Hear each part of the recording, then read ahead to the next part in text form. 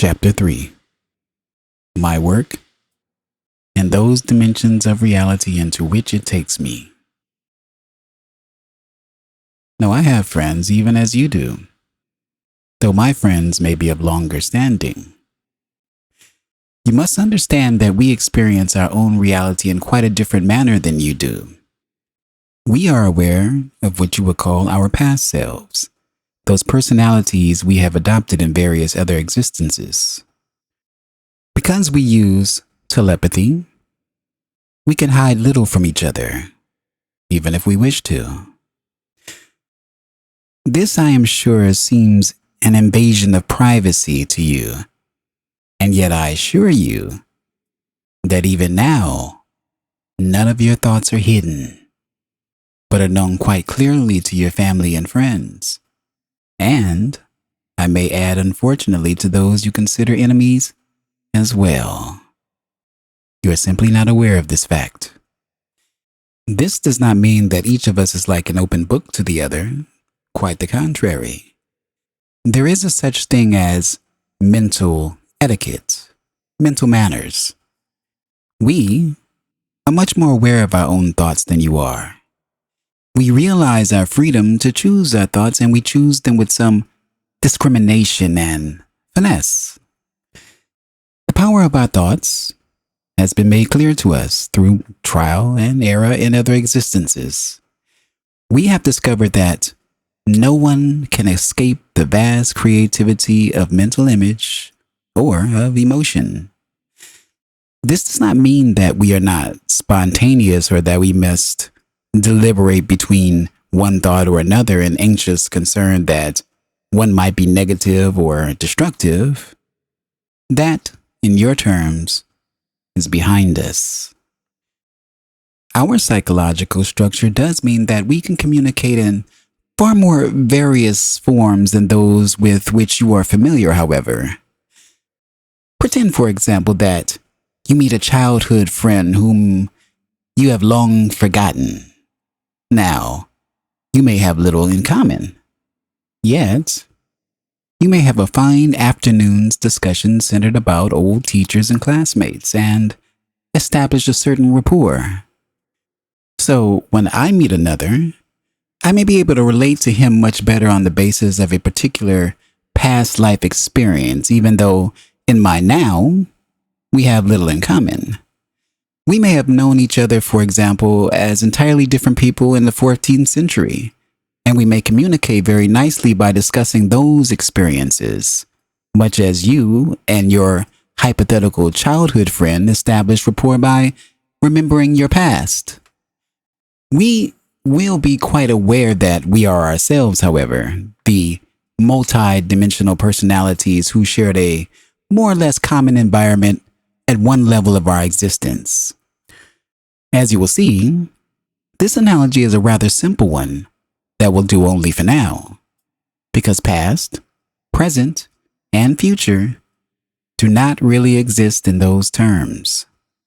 Our experience, however, does not include the time divisions with which you are familiar. We have far more friends and associates than you do, simply because we are aware of varying connections in which we call for now past incarnations.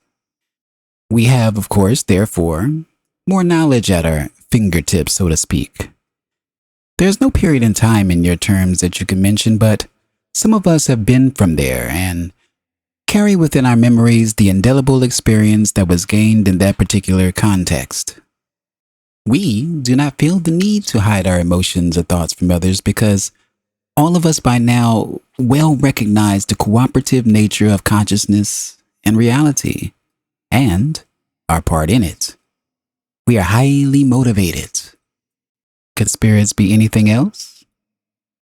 Simply because we have at our command the full use of our energy, it is not diverted into conflicts. We do not fritter it away, but utilize it for unique and individual purposes that are a basic part of our psychological experience.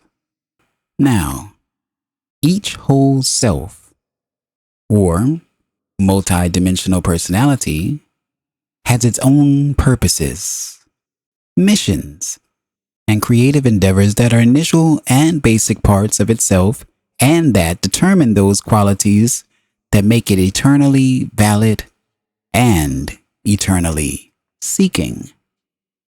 We are finally free to utilize our energy in those directions. We may face challenges of quite momentous nature, and we realize that our purposes are not only important in themselves, but the surprising offshoots that develop in our efforts to pursue them. In working for our purposes, we realize that we are blazing trails that can also be used by others. We also suspect, certainly I do, that the purposes themselves have surprising results, astounding consequences that we have never realized, and that they will merely lead to new avenues. Realizing this helps us to keep a sense of humor. End of part 1 of chapter 3, my work and those dimensions of reality into which it takes me, from Seth Speaks, The Eternal Validity of the Soul. Let's talk about it. Here Seth describes the perspective of a non-human entity that possesses friends with long-standing connections. Seth's reality is experienced differently from ours, including awareness of past selves and the use of telepathy, which, of course, eliminates privacy barriers. Seth makes us aware that we too are not truly private in our thoughts. Seth and other non-human entities possess mental etiquette and self-awareness. They choose their thoughts, as Seth says, with finesse due to the power of thoughts and emotions. Seth's communication abilities extend beyond our own, based on shared past life experiences, enabling rapport despite present differences. Seth and other non-physical beings exist beyond conventional notions of time, and they have access to extensive knowledge from past incarnations. Emotions and thoughts are open, aligned with the cooperative nature of consciousness. Seth directs energy towards individual purposes and creative endeavors, acknowledging the challenges of unexpected outcomes, all while maintaining a sense of humor. If you've enjoyed this reading, please consider giving it a like, a share, and of course, subscribing for more. What did you think about this passage? Please leave it in the comments below. And as always, thank you.